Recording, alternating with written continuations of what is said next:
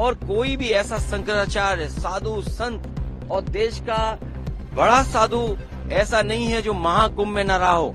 इनके किस आंकड़े को हम यकीन माने? हिंदू पार्टी है, हिंदू का संरक्षण करते हैं। जो सरकार महाकुंभ और हिंदुओं का सबसे बड़ा ये त्योहार माने, पर्व माने या ऐसी जो आयोजन है वो माने, उस आयोजन को नहीं कर पा रहे हैं। और जितने भी वहाँ साधु संत शंकराचार्य आए हैं वो दबी जुबान पर कह रहे हैं कि इससे बुरा महाकुंभ नहीं हो सकता था। जो सनातन धर्म के विरोधी हैं वे लोग ये प्रयास कर रहे थे कि संतों का धैर्य जवाब दे दे, ये जवाब दे दे और उसके बाद जग हसाई का एक कार्य कराया जाए।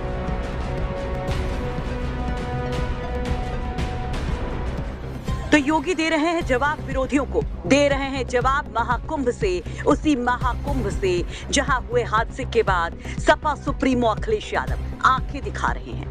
बजट के बहाने अखिलेश दिल्ली से लखनऊ तक को हिला रहे हैं, मांग रहे हैं भगदड़ में मारे गए लोगों के आंकड़े, बता रहे हैं महाकुंभ में महाबद इंतजामी, खेल रहे हैं हिंदुत्व का बड़ा दांव सीएम योगी को घेरने के लिए, पीएम मोदी को घेरने के लिए। तो ऐसे में भगदड़ के बाद जब सीएम योगी महाकुंभ पहुंचे तो चुन चुनकर अखिलेश के वार पर पलटवार कर दिया।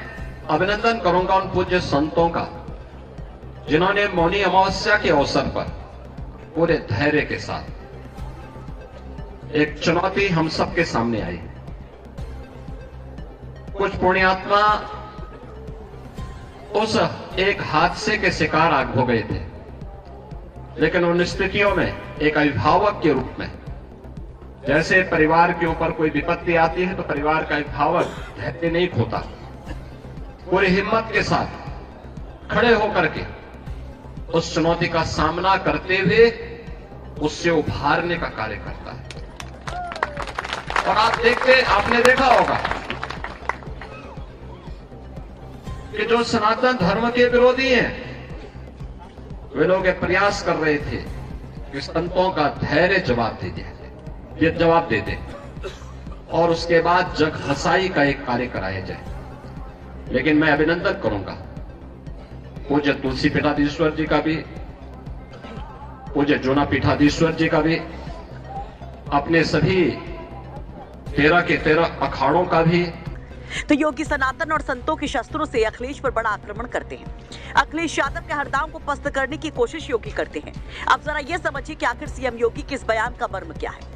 दरअसल 28 जनवरी को देर रात 2 बजे महाकुंभ में संगम नोद पिलर नंबर 11 से 17 के बीच में भगदड़ मची थी, जिसके बाद शाही स्नान को रद्द करने की खबर आई। अखाड़ों के साधु संतों को वापस भेजा जाने लगा, जिसके बाद back to back Akhilesh Yadav ने संत समाज को संबोधित करते हुए सोशल मीडिया पर बड़े बयान दिए थे। देखिए 29 जनवरी को अखिलेश यादव के एक्स पर किए गए ये पोस्ट, जिसमें एक पोस्ट जो अखिलेश यादव ने सुबह 8:34 पर किया था।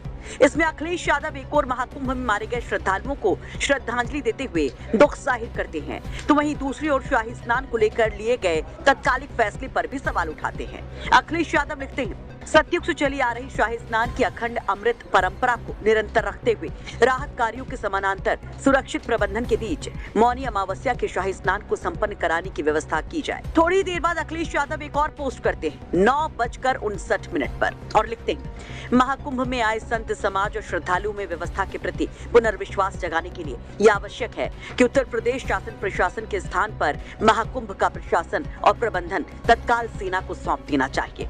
यानी सेना का नाम लेकर एक बड़ा दांव अखिलेश चल जाते हैं। हालांकि बाद में भगदड़ के हालात सुधरने, श्रद्धालुओं की भीड़ कंट्रोल होने के बाद अखाड़ों के शाही स्नान का फैसला लिया जाता है। खुद सीएम योगी इस दौरान तमाम अखाड़ों के आचार्यों से बात करते हैं और शाही स्नान परंपराओं के मुताबिक होता है।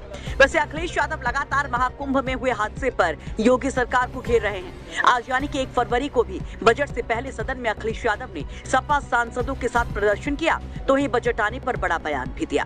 साल बाद कुंभ आता है।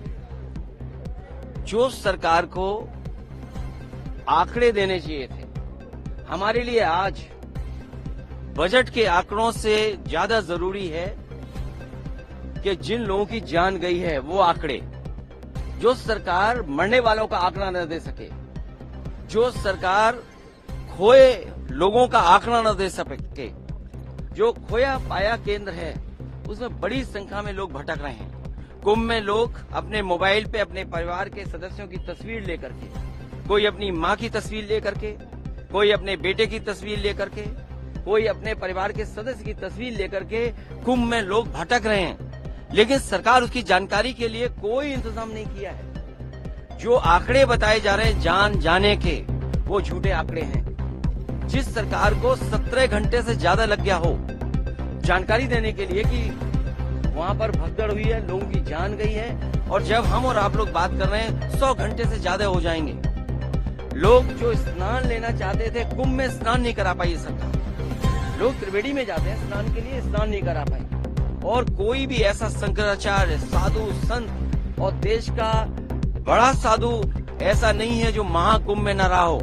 इनके किस आंकड़े को हम यकीन माने? जो लोग कहते थे डिजिटल इंडिया, उस महाकुंभ में हजारों सीसीटीवी कैमरे हैं। उस कुंभ में हजारों ड्रोन से उन्होंने समय समय पर जानकारी हासिल की। क्या सरकार के पास मरने वालों के आंकड़े नहीं है? अखिलेश यादव लगातार महाकुंभ के हादसे में मारे गए लोगों का आंकड़ा मांग रहे हैं। वहीं इन सब के बीच में योगी आदित्यनाथ जब महाकुंभ पहुंचे तो उन्होंने भगदड़ वाली जगह का जायजा भी लिया, घायलों का हाल चाल भी जाना। तो वहीं 3 फरवरी को यानी कि बसंत पंचमी के दिन होने वाले तीसरे और आखिरी शाही स्नान की व्यवस्थाओं पर अधिकारियों से बातचीत भी की, उन्हें जरूरी दिशा निर्देश भी दिए। वैसे अखिलेश वर्सेस योगी के इस फाइट पर आप क्या कहेंगे? कमेंट बॉक्स में अपनी राय जरूर रखिए। अगर आप हमारा वीडियो YouTube पर देख रहे हैं तो चैनल को सब्सक्राइब करें और बेल आइकन को दबाएं।